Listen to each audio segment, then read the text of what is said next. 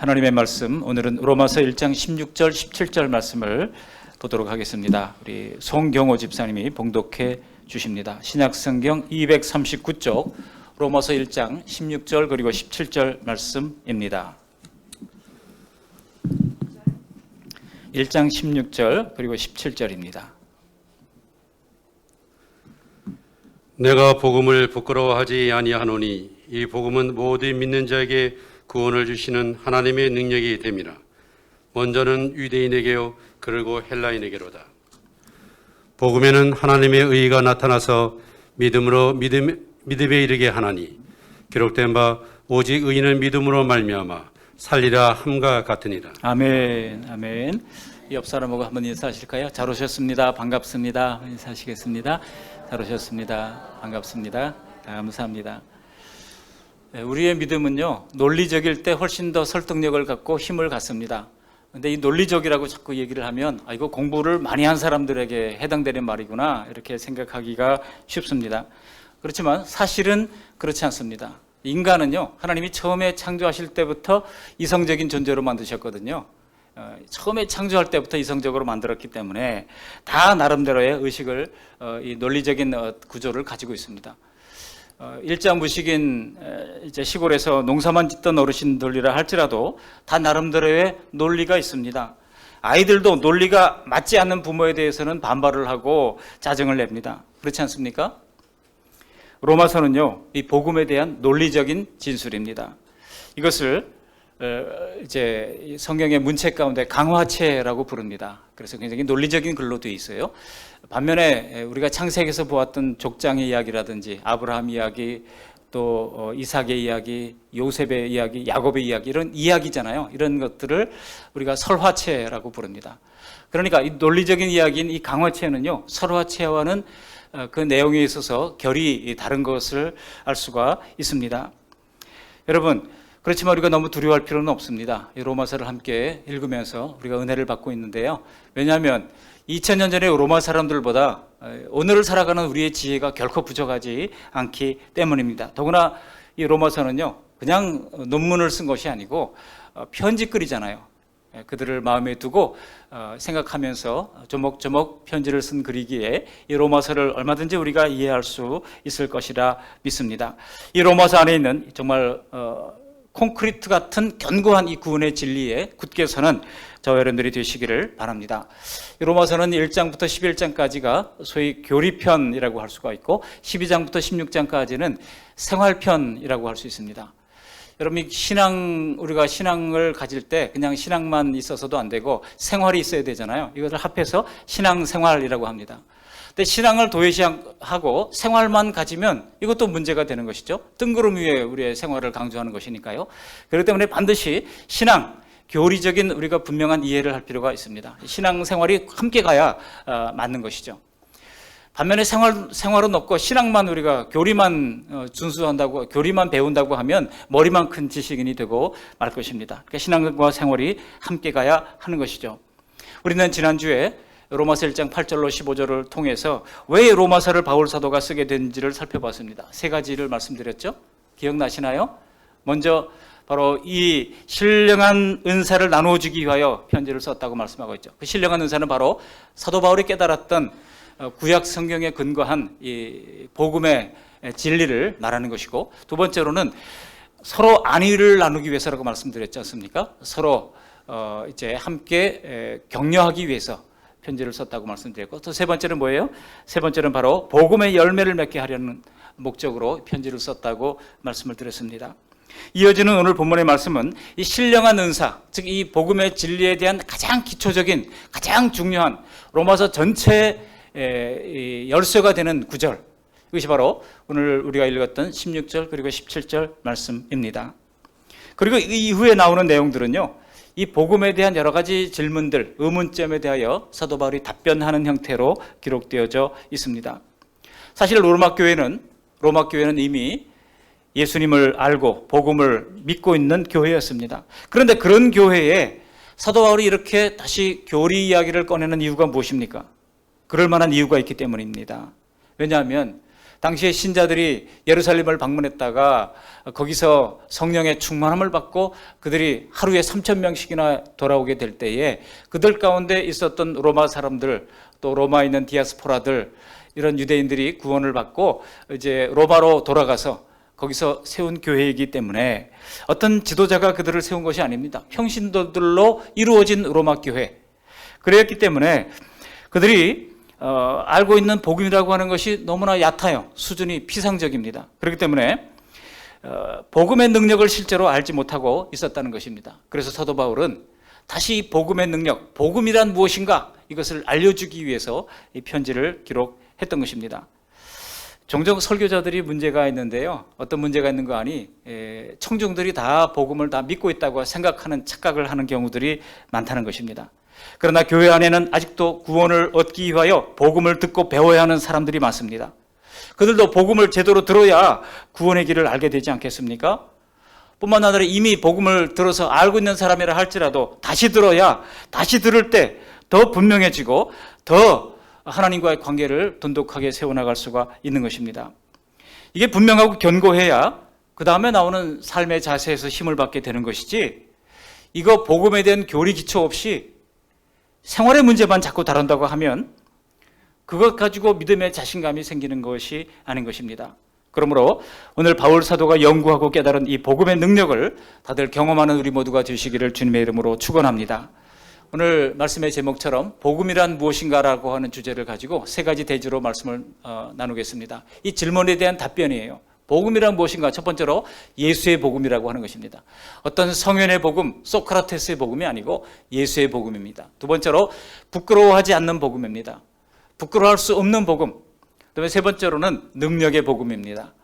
이 세 가지를 함께 나누면서 은혜를 나누고자 합니다. 첫 번째로 이 복음은 바로 예수의 복음이라고 하는 것입니다. 사도 바울이 일생을 바쳐가면서 전파했던 것이 바로 복음이지 않습니까? 그래서 1장 1절에 보시면 사도 바울이 이야기를 하잖아요. 이미 자기는 복음을 위해 택정함을 입었다고 이제 말하고 있습니다. 그리고 2절에 보면 이 복음이 무엇인지를 정의를 내리고 있습니다. 우리 2절 말씀 함께 읽어보실까요? 로마서 1장 2절입니다. 이 복음은 하나님이 선지자들을 통하여 그의 아들에 관하여 성경에 미리 약속하신 것이라. 성경에 미리 약속하신 것이라. 이 성경은 어떤 성경입니까? 구약 성경이죠. 왜냐하면 바울이 이 편지를 고린도에서 로마서를 썼잖아요. 그때만 하더라도 아직 신약 성경은 하나도 쓰여지지 않았을 때입니다. 여기서 이 성경은 곧 구약 성경이에요. 아들에 관하여 하나님이 이미 구약 성경에 다 흔적을 남겨놨다는 겁니다. 이 복음은 요약하자면 이런 것이죠. 곧 하나님의 아들이라는 공식이 성립됩니다. 복음은 곧 예수 그리스도인 것이죠. 그러니까 복음을 믿어야 구원을 받는다라고 하는 말은 예수님을 믿어야 구원을 받는다는 말과 같은 등식이 성립하는 것입니다. 앞에 보시면 그 아들이 어떤 분인지를 3절 4절에 보면 이렇게 소개를 하고 있는데요. 우리 3절 말씀 함께 읽어보시겠습니다. 그의 아들에 관하여 말하면 육신으로는 다윗의 혈통에서 나셨고. 자, 이게 왜 중요한가 하면은요, 육신으로는 다윗의 혈통에서 났다는 겁니다. 예수라고 하는 인물이 갑자기 어디 우주에서 갑자기 우리에게 뿅 온 게 아니라고 하는 겁니다. 역사 속에서 사람의 혈통을 따라 다윗의 후손으로 2세의 아들 중에 또 다윗의 후손 중에 예수님을 하나님께서 성육신하여 이 땅에 보내주셨다는 것입니다. 그러니까 다윗의 족보로 오셨던 그 역사적 예수가 곧 성육신하신 하나님의 아들이라고 하는 것입니다. 그리고 4절 읽어보실까요? 4절 성결의 영으로는 죽은 자들 가운데서 부활하사 능력으로 하나님의 아들로 선포되셨으니 곧 우리 주 예수 그리스도 신이라. 즉 예수님은 육체적인 죽음을 당하시고 다시 부활하신 하나님의 아들이라는 것입니다. 그리고 이 예수님을 믿으면 구원을 받는 것입니다. 믿으십니까? 그러나 여러분, 이런 내용들이요, 결코 만만하게 믿어질 내용이 아닙니다. 분명한 이해와 확신이 없다면 복음을 전하기는커녕 내 안에서 일어나는 의구심도 대답을 하지 못할 것입니다. 이 로마서는 자생적인 로마 교회를 복음으로 재무장시켜서 복음의 일꾼 되게 하려고 하는 책입니다. 그리고 마침내 이 바울의 염원대로 로마 교회는 극심한 박해를 이겨내고 결국은 로마를 복음화 시켰던 것입니다. 오늘날 우리 모두도 이 복음으로 재무장해서 세상을 이기는 믿음을 가지게 되시기를 간절히 소망합니다. 이 복음은 바로 다른 어떤 사람의 복음이 아니라 예수의 복음인 것입니다. 두 번째로 이 복음은 무엇입니까? 바로 부끄러워할 수 없는 복음이라는 것입니다. 우리 오늘 본문 16절 말씀 다시 한번 읽어보십니다. 16절, 내가 복음을 부끄러워하지 아니하노니 이 복음은 모든 믿는 자에게 구원을 주시는 하나님의 능력이 됨이라. 먼저는 유대인에게요 또한 헬라인에게로다. 자, 여기 복음을 부끄러워하지 않는다고 하는 말에서 여러분 뭐가 느껴집니까? 왜 바울이 나는 복음을 부끄러워하지 않는다 이렇게 썼을까요? 이거는요, 당시 이 복음을 부끄러워하는 사람들이 있었기 때문입니다. 그렇다면 그들이 왜 복음을 부끄러워하고 있었을까요? 이 복음에는요, 사람들이 부끄럽게 할 만한 그런 요소들이 있다는 겁니다. 아마 로마 교회 성도들도 이게 무슨 말인지 즉각적으로 알아챘을 겁니다. 내 말 하는 줄 알았어요. 나는 복음을 부끄러워하지 않는다. 바울이 얘기를 하면서 그들은 나는 참 복음을 부끄러워하고 있는데 그게 막 노출된 것 같았을 겁니다. 그렇다면 우리는 왜 사람들을 만날 때 세상 돌아가는 얘기, 정치 얘기, 경제 얘기 지루하게 하면서도 내가 정말 믿고 있고 내가 정말 중요하게 여기고 있는 이 복음에 대해서는 잘 얘기하지 못합니까? 바로 예수님의 십자가 복음을 꺼내는 것이 부끄럽기 때문입니다. 왜 부끄럽습니까? 그 복음을 부끄럽게 만드는 요소들이 몇 가지가 있습니다. 세 가지로 한번 정리해 볼 수 있는데요. 첫 번째로는 인간 상식에 부합되지 않는 것이기 때문이라고 하는 겁니다. 여러분 한번 생각해 보세요. 예수님의 생애 자체가 사람들에게는 이상하게 느껴지는 거 아니겠습니까? 예수님이 하나님의 아들 되신과 십자가의 죽으신과 예수님의 부활, 이걸 믿으라고요? 안 믿는 사람들은요, 이게 도대체 너무한 거를 믿으라고 들이대는 거 아니냐라고 사람들은 반응하는 것입니다. 아주 비상식적인 것으로 들립니다. 따져보면은요, 예수님의 생애 자체가 인간의 이성으로는 이해될 수 있는 것이 아닙니다. 그러니 우리는 사람들의 그 이성과 상식과 자연 이치에 맞지 않는 것을 믿고 있는 거예요. 그렇지 않습니까? 신의 성육신 하신 거, 이게 이성적으로 이해가 됩니까? 또 대속이나 부활, 이런 주님의 사건은 인간의 역사 속에 있어 본 적이 없었던 사건입니다. 그래서 이런 말을 꺼내면요, 상대방이 어떻게 반응할까? 그런 부정적 반응을 예상하기에 왠지 부끄러움을 느끼게 되는 것입니다. 강단에서도요, 복음 설교를 하면 사람들이 다 이해할 것 같아도 실은 이것은 굉장히 어려운 설교에 해당합니다. 정말 상식에 부합되지 않는 예수님의 생애 자체가 인간 상식에 부합되지 않기에 사람들에게 부끄러움 요소를 포함하고 있다는 것입니다. 두 번째로 왜 부끄러워합니까? 믿기만 하면 구원을 얻는다고 하는 것은 보통 사람들에게 납득하기 어렵기 때문입니다. 여러분, 믿기만 하면 구원을 얻는다고 하는 것이 사람들에게는요, 잘 납득되지 않는 이유가 있습니다. 왜냐하면 죄를 지으면 죄값을 받아야 한다. 이게 사람들이 가지고 있는 정의 의식이거든요. 이게 죄인들의 양심에 다 새겨진 법입니다. 그런데 누군가가 내 죄를 대신하고 내가 구원을 받는다? 이게 이상한 논리로 여겨지는 겁니다. 우리가 전도를 할 때 예수님이 내 죄를 다 십자가에 대속하시고 나를 심판해서 구원하셨다고 그러면 사람들이 질문하는 게 있잖아요. 그러면 살인자도 믿기만 하면 구원 얻냐? 이렇게 당장 나오잖아요. 여러분, 기독교의 교리는 뭡니까? 살인자도 예수님을 진정으로 믿으면 구원 얻는다는 것이잖아요. 근데 그게 사람들한테는 잘 받아들여지기가 어려운 것입니다. 차라리 사람들에게는 착한 일을 하면 천국 간다고 하는 것이 훨씬 더 쉽지 아닙니까? 제가 초등학교 2학년 때 큰 질문을 하나 마음에 품었어요. 주일학교에서 찬양을 하고 노래를 하는데 마음 착해도 못 가요 하나님 나라. 그게 너무나 이해가 안 돼가지고 2박 3일 동안 고민했던 적이 있어요. 왜 마음 착한데 왜 악한 사람도 많은데 말이죠. 마음 착하면 천국에 가야지. 그게 너무나 이해가 되지 않아서 그 어린 마음에 말이죠. 선생님을 붙들고 막 늘어졌던 생각이 납니다. 여러분, 기독교의 교리는 마음 착하다고 구원 얻는 게 아니에요. 예수님을 믿어야 구원 얻는 것이지. 근데 안 믿는 사람들 눈에는요, 마음 착한데도 구원받지 못하는 이 기독교가 정성적이지 않은 것처럼 여기지는 겁니다. 믿으면 구원 얻는다고 하는 것은 사람들의 생각 속에 정의롭게 여겨지지가 않는 것입니다. 세 번째로 왜 사람들이 부끄러워합니까? 십자가 자체를 싫어하기 때문입니다. 복음을 부끄럽게 하는 또 다른 이유가 바로 사람들이 예수님의 십자가 죽음 자체를 경멸하고 싫어한다는 것입니다. 실제로 많은 곳에서 십자가는 세상을 불편하게 합니다. 지금 중국에서는요, 시진핑이 명령을 내려가지고 십자가를 다 떼라고 하는 그런 가운데 있습니다. 심지어 어떤 데서는 그 성의 책임자가 시진핑 사진을 교회당에 걸어두라고 그렇게 명령을 내리기도 한 삼자교회가 그래요. 삼자교회가. 삼자교회는 중국에서 인정한 교회잖아요. 그런 데서도 지금 이런 일들이 벌어지고 있습니다. 십자가는 많은 사람들에게 불편함을 가져다 줍니다. 바울 사도도 그랬잖아요. 바울이 고린도 교회 편지를 보내면서 이렇게 썼습니다. 고린도전서 1장 23절 말씀을 함께 읽어보시겠습니다. 우리는 십자가에 못 박힌 그리스도를 전하니 유대인에게는 거리끼는 것이요 이방인에게는 미련한 것이로되. 십자가에 못 박힌 그리스도를 전할 때 거기 기록된 말씀대로 유대인에게는 거리끼는 것이었다는 겁니다. 왜냐하면 자기들이 예수님의 십자가에 못 박았잖아요. 그런데 이 사람들이 말이죠, 예수님의 십자가가 우리를 구원했다고 자꾸 전하니까 사람들을 불편하게 만들고 거리끼게 만들었다는 겁니다. 또 헬라 사람들 눈에는 이방인들, 여기 이방인들은 헬라인들을 지혜를 추구하고 지식을 추구했던 헬라인들을 말하는데요, 이 사람들의 눈에는 미련하게 보였다는 거예요. 아니 그 십자가 너무나도 끔찍한 사형 방법이라서 로마 사람들은요, 이 방법으로는 로마 사람들을 아무리 극한 죄수를 할지라도 처형할 수 없다라고 명문화해가지고 만들었던 그 십자가를 사람들이 자랑처럼 예수의 십자가를 증거하고 전하니까 이 지식을 추구했던 헬라 사람들의 눈에 볼 때는 다 미련하게 여겨졌다는 것입니다. 사도행전을 보시면 이미 바울 사도가 이 지식을 추구했던 그리스죠, 헬라의 아테네, 성경에는 아덴이라고 나옵니다. 그 아테네의 아레오바고 광장에 서서 복음을 설교를 합니다. 그렇지만은 사람들로부터 조롱을 당합니다. 어떻게 설교했습니까? 사도행전 17장 22절 23절 말씀입니다. 함께 읽어보시겠습니다.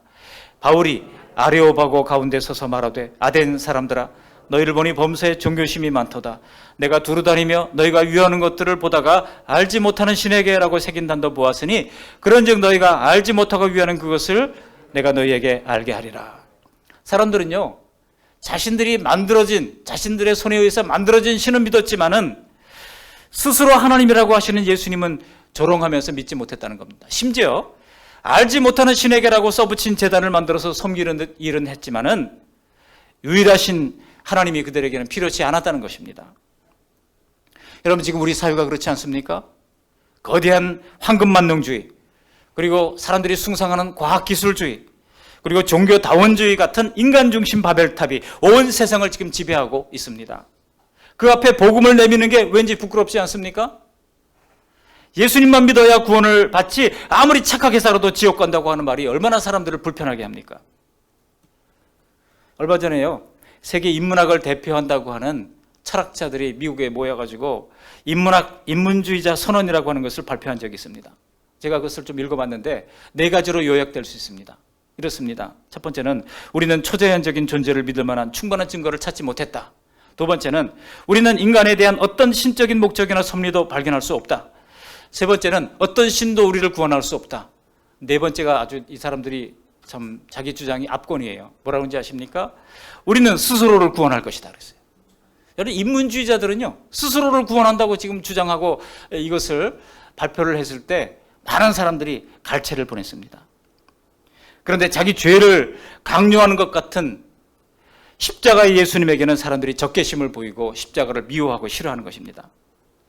이러니 실제로 사람들이 예수님을 전도하기가 부끄럽게 여겨진다는 것입니다. 여러분, 실제로 우리가 예수님을 전하려고 전도를 하려고 나갈 때에 예수님이 십자가와 부활을 말하는 게 쉽습니까? 아니면 그냥 하나님은 사랑이십니다 그렇게 말하는 게 쉽습니까? 후자가 훨씬 더 쉬울 거예요. 예수 믿으면 복 받는다 이렇게 얘기하는 게 훨씬 더 쉬운 것입니다. 앉아보세요. 당신도 죄인입니다라고 하면 벌써 역정을 내지 않습니까? 교회는 죄를 들여다보는 것입니다.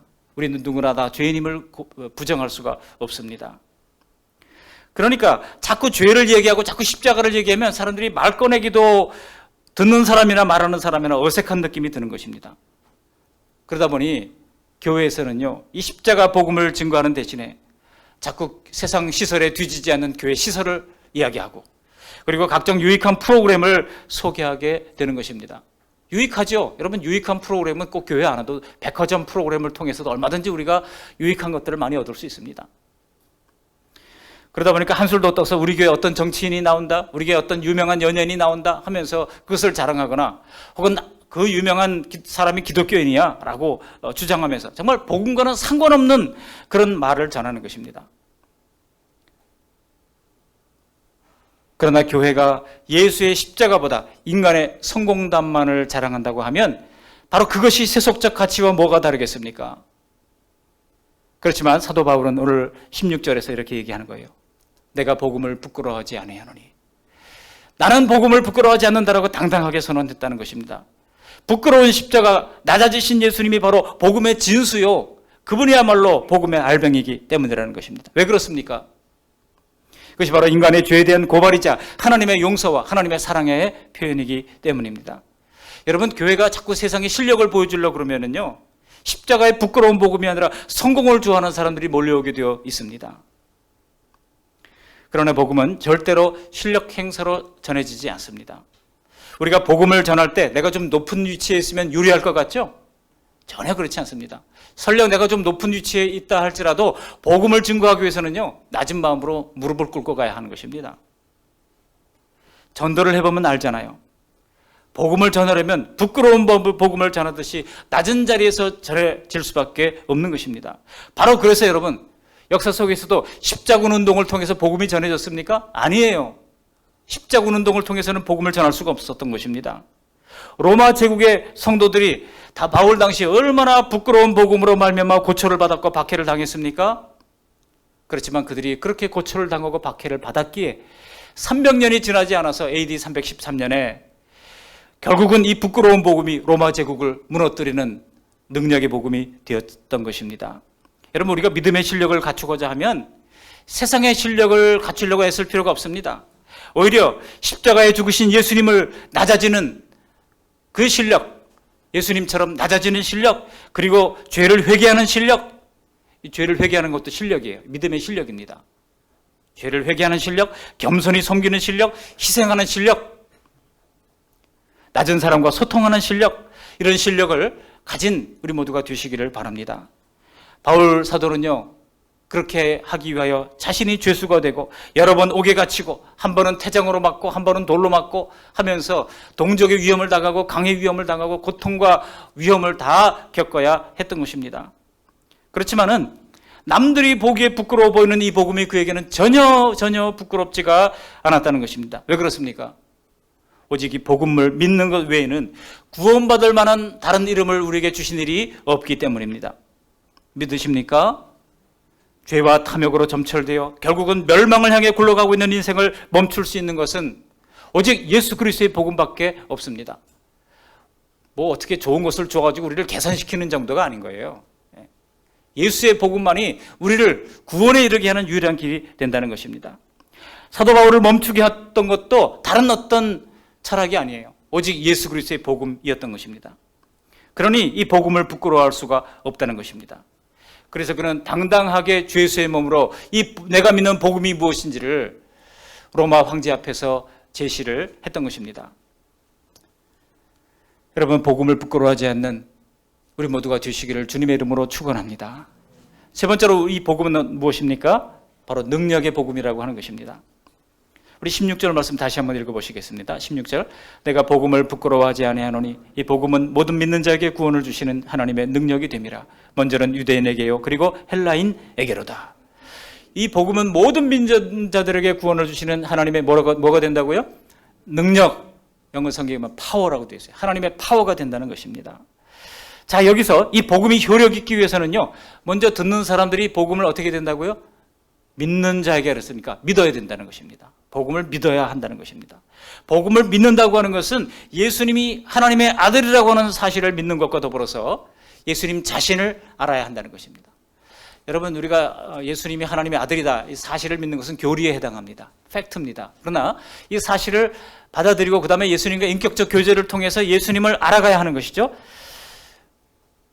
그래서 요한복음 17장 3절에도 영생은 이것이니 곧 하나님 아버지와 그가 보내신 자 예수 그리스도를 아는 것이니다. 영생은 아는 것입니다. 뭐를 아는 것입니까? 하나님을 알고 예수님을 아는 것. 그것이 바로 영생인 것을 말씀했던 것입니다. 많은 성도들이 예수 그리스도에 대해서, 예수 그리스도에 관해서 지식을 알고 사실을 믿지만은 정작 예수님과는 인격적 관계가 맺지 못하고 사는 경우들이 많습니다. 물론 교회에 온 지 얼마 안 되시는 분들은 인격적으로 하나님을 알고 인격적으로 예수님을 만나야 한다고 하는 이 말을 들을 때 이게 무슨 뜻인지 잘 모르겠다고 얘기합니다. 그 설명을 다양하게 할 수 있겠지만 저는 이렇게 설명을 하고 싶습니다. 이것은 영적인 어떤 느낌을 말하는 것이 아닙니다. 내가 알 수 있는 사실로 주님과 깊은 관계를 맺는 것입니다. 느낌이 아니라 사실입니다. 남을 기만하는 관계, 이 페르조나라고 하는 관계가 있잖아요. 여러분, 페르조나가 뭐냐면 가면이라는 뜻인데요. 심리학적 용어입니다. 우리는 자연인으로 그 사람의 어떤 존재를 그 존재로 이해하기보다는 자꾸 그 사람에게 씌워진 어떤 가면으로 자꾸 이해를 하기 쉽다는 겁니다. 그 가면이 어떤 거냐면 예를 들어 그분은 교장 선생님, 이것도 페르조나예요. 그분은 사장님, 이것도 페르조나예요. 그분도 부장님, 페르조나예요. 근데 이 가면으로 자꾸 그 사람을 보게 되니까 그 사람 그 자체의 본질과 내용과 속성이 어떤지를 우리가 살피기보다는 그 사람이 나는 싫지만은 뭐 회사 사장님이니까 내가 관계 안 할 수 없고 부장님이니까 나와 관계 안 할 수 없잖아요. 어쩔 수 없이 관계를 해야 하는 경우입니다. 이게 바로 페르조나로 관계를 맺는 관계예요. 그런데 많은 신자들이 하나님을 믿는 데 있어서도 진심은 빠진 관계, 그냥 교리적인 내용으로만 이해하는 관계, 가면의 관계일 수 있습니다. 그러나 그런 식의 믿음은 내가 잘 믿고 있다. 왜냐? 성실하게 주일 예배 참여하고 성실하게 11조 드리고 성실하게 기도 생활하고 하니까 잘 믿고 있다고 착각을 하게 만드는 것입니다. 여기에 대해서 우리 예수님이 하신 말씀이 있습니다. 어디에 있습니까? 우리 마태복음 7장 22절 23절 말씀을 함께 읽어보시겠습니다. 그날에 많은 사람이 나더러 이르되 주여 주여 우리가 주의 이름으로 선지자 노릇하며 주의 이름으로 귀신을 쫓아내며 주의 이름으로 많은 권능을 행하지 아니하였나이까 하리니 그때 내가 그들에게 밝히 말하되 내가 너희를 도무지 알지 못하니 불법을 행하는 자들아 내게서 떠나가라 하리라. 주의 이름으로 많은 일을 했어요. 그러나 그렇게 얘기하는 사람에게 주님이 하신 말씀이 뭡니까? 내가 너희를 모른다는 겁니다. 나를 떠나가라는 겁니다. 즉 교회에는 헌신했지만 예수님께는 헌신하지 않은 일꾼들이 너무나 많았다는 겁니다. 여러분, 우리의 믿음에 대해서 항상 주의할 것은 우리는 항상 예수님의 인격에, 예수님의 그 본질 자체에 집요하리만큼 집중해야 한다는 것입니다. 우리가 아무리 성경 공부를 많이 하고 사역을 많이 하고 봉사를 많이 하고 이런 것은요, 본성적인 열정으로도 할 수 있습니다. 우리 한국 사람들은 본래 열정이 넘치는 사람들입니다. 열심히 하는 사람들입니다. 그러나 예수님 자신에게 집중하는 것은 이 본성적인 것을 죽이고 새 사람을 불러 일으켜야 가능한 것입니다. 근데 이것은 시간이 많이 들어요. 기도하면서 주님을 깊이 묵상하고 또 내 생각을 아뢰고 주님께서 내게 들려주시는 음성을 들으려고 집중하는 것은요, 많은 시간을 필요로 하는 것입니다. 힘이 듭니다. 그러나 만약 우리가 예수님과 매일 이런 인격적 석임을 갖지 못하고 있다고 하면 주님을 중심으로 돌아갔던 내 모든 인생의 스케줄이, 계획이 순식간에 흐트러져 버리는 겁니다. 그렇게 될 때 사역을 하는 것도, 봉사를 하는 것도, 섬김과 신앙 훈련을 하는 것도, 성경 통독과 성경 필사도 기쁨이 아니라 다 무거운 짐이 되어버리고 마는 것입니다. 그렇습니다. 우리가 철저히 예수님이라고 하는 인격에 집중하지 않는다면 믿음은 그냥 종교로 전락해버리고 마는 것입니다. 그렇게 될 때는 예배나 불공이나 다를 게 뭐가 있겠습니까? 복음을 믿는다고 하는 것은 성경에서 말씀하고 있는 그 예수님의 그 인격 자체에 우리가 집중하는 것입니다.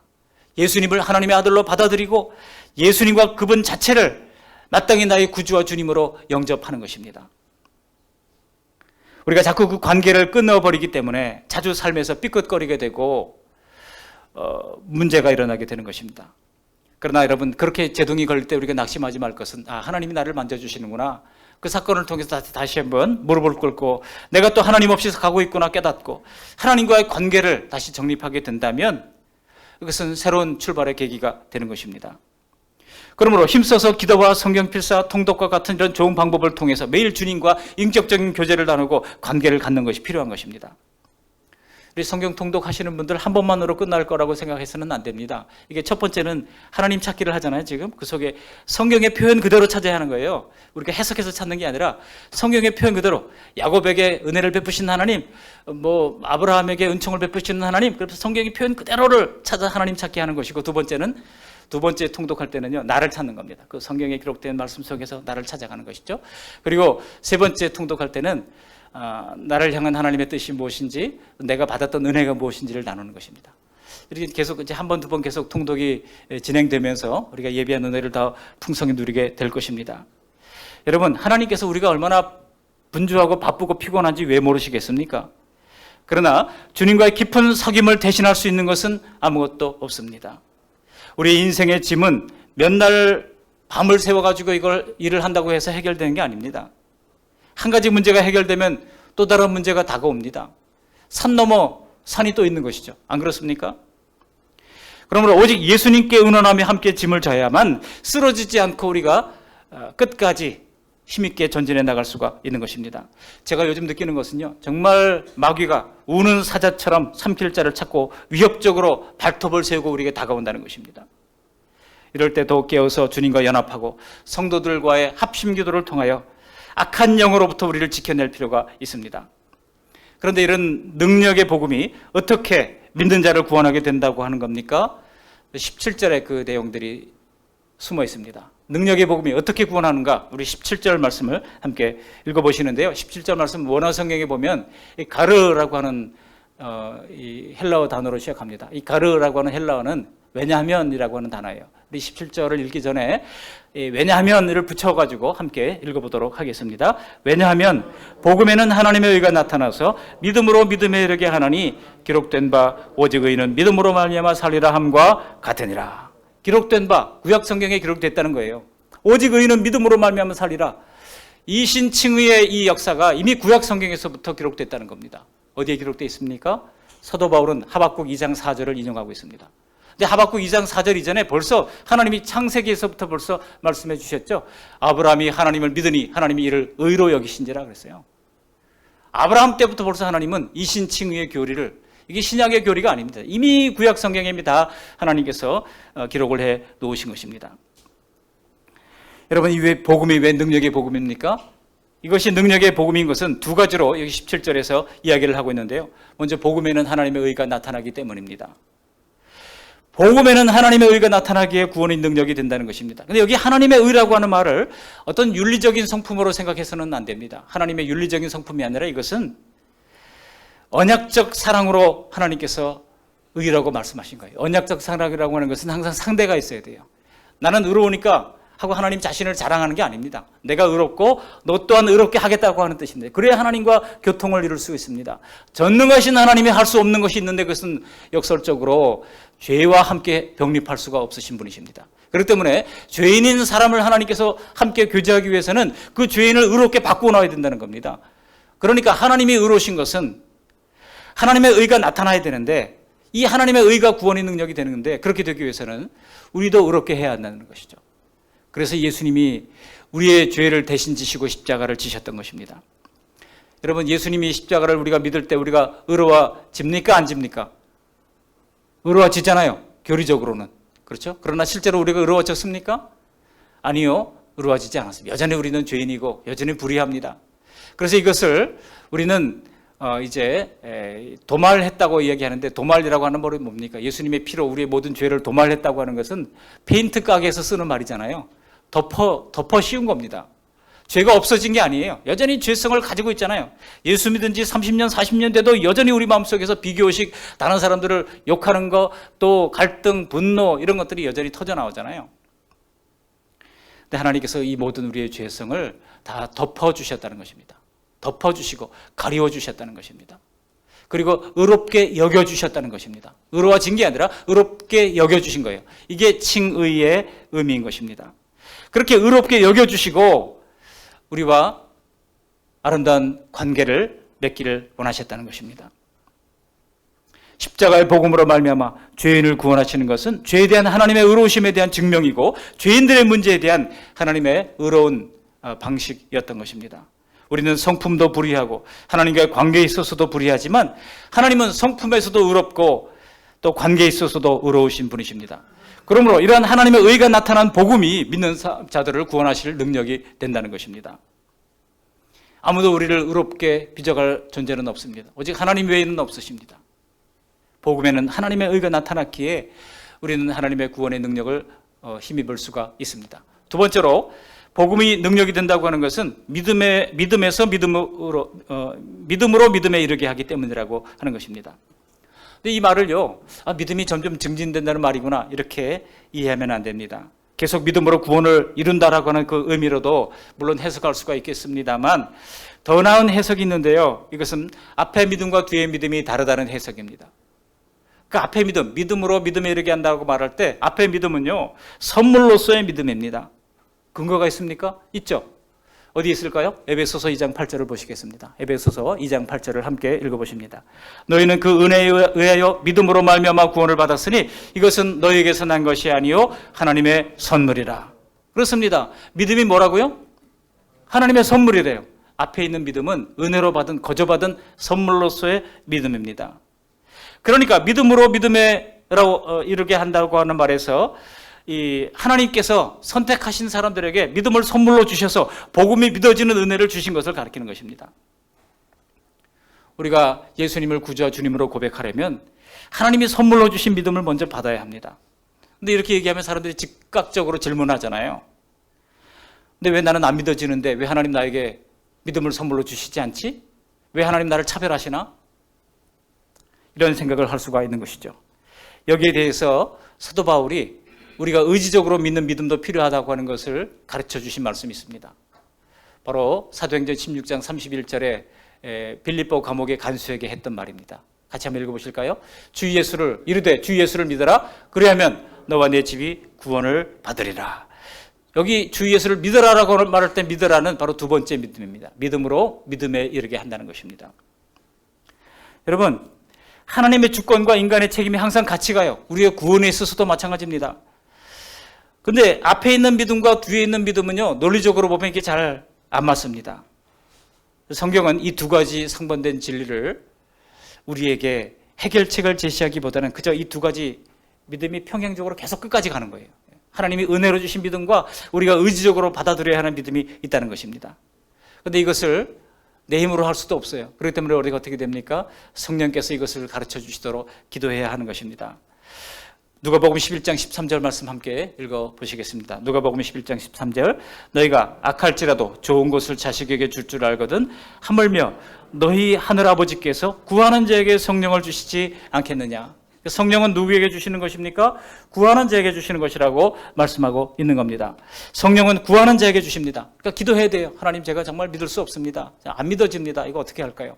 성령께서 우리에게 첫 번째 믿음을 허락해 주시고 그 믿음으로 두 번째 믿음에까지 이르게 하시는 것입니다. 뒤에 나오는 믿음은 복음과 하나님께 대한 우리의 의지적이고 행동적인 믿음을 가리킵니다. 믿음으로 믿음에 이르게 하나니.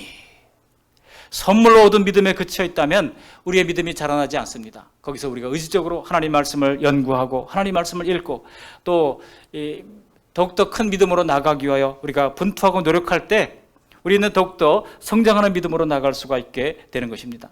그렇게 될 때 우리는 우리의 인품 속에서 우리의 성품 속에서 점점 예수님의 성품을 닮아가게 될 것입니다.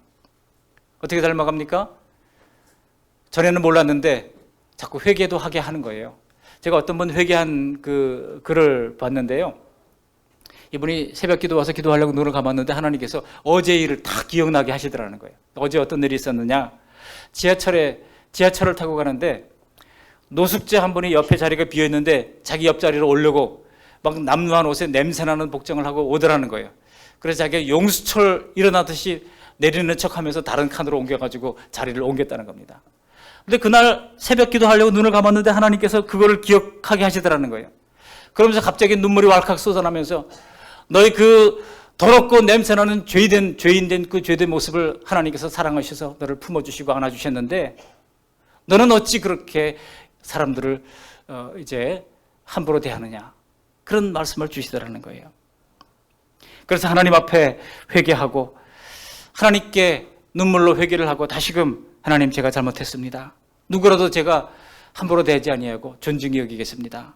그들이 예수님을 믿든 안 믿든 다 하나님의 형상을 따라 지음받은 고귀한 존재인 줄 알아서 예수님의 사랑을 바르게 증거하겠습니다. 고백을 했다라는 겁니다. 여러분, 이게 그냥 되는 겁니까? 믿음으로 믿음에 이르게 되는 과정이에요. 성령께서 깨닫게 해주시는 과정입니다. 믿음에서 믿음에 이르고 있다고 하는 것이 이런 것 아니겠습니까? 만일 우리의 믿음의 시작이 그냥 단지 내 의지와 내 결심뿐이었다고 하면 아마 지난주에 이미 믿음을 다 까먹고 왔을 겁니다. 그러나 이 믿음의 시작이 바로 하나님으로부터 주신 선물로서의 믿음이라고 하면 우리는 계속 우리의 의지적인 믿음으로 자라가는 가운데 더욱더 성숙한 믿음에 이를 수가 있을 줄로 믿습니다. 말씀을 정리합니다. 바울이 생명을 아끼지 않고 전했던 것은 인간의 유일한 희망이요 죄인을 구원하시는 하나님의 능력의 복음, 곧 우리 구주 예수 그리스도였습니다. 그리고 여기에 따라 쏟아지는 여러 가지 질문들과 공격들에 대해서 바울 사도가 계속해서 논리적인 답변, 성경적인 답변을 해주고 있습니다. 그 질문이 예를 들어 어떤 것이 있습니까? 복음만이 하나님의 의라고 하면 율법은 도대체 뭐냐? 유대인들은 그런 질문을 했을 겁니다. 도대체 그럼 율법이 뭐냐 하는 거예요. 또 하나님이 믿을 사람을 처음부터 예정하셨다고 하면 안 믿는 사람들을 도대체 어떻게 무슨 기준으로 심판하시느냐? 그런 질문입니다. 또 믿음으로만 구원을 받는다고 하면 멋대로 죄를 지어도 되는가? 하라고 하는 그런 질문입니다. 이런 여러 가지 질문들에 대해서 사도 바울은 이제 2장, 3장, 4장, 5장, 6장, 8장에까지 계속해서 답변을 남기고 있습니다. 마틴 로이드 존스라고 하는 목사님이 로마서를 강의하다가 너무나 큰 은혜를 받고 1장, 2장, 3장, 4장 강의를 하다가 8장 강의하다가 중간에 돌아가셨어요. 그 1장부터 8장 전반부까지 강의한 내용이 두꺼운 책 3권으로 오늘 우리에게 남겨져 있습니다. 여러분 로마서는요 읽으면 읽을수록 우리에게 은혜가 되는 말씀입니다.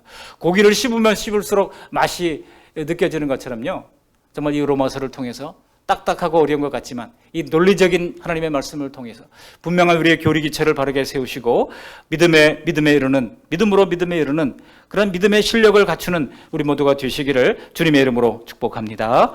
아멘. 고맙고 감사하신 하나님 아버지, 날마다 귀한 주님의 말씀을 들려주신 것을 감사를 드립니다. 하나님 아버지, 다른 어떤 봉사와 섬김보다도 먼저 성삼위 하나님의 인격에 지배하리만큼 집중하며 사랑하는 것이 참된 믿음인 줄로 알고 주님이 나를 사랑해서 십자가에 죽으신 그 복음이 너무나 소중하기에 정성을 다하여 예수님 자신을 더욱더 잘 알아가는 살아있는 믿음, 진정한 믿음으로 자라갈 수 있도록 은혜 베풀어 주시옵소서. 예수님 거룩하신 이름으로 감사하며 기도합니다. 아멘.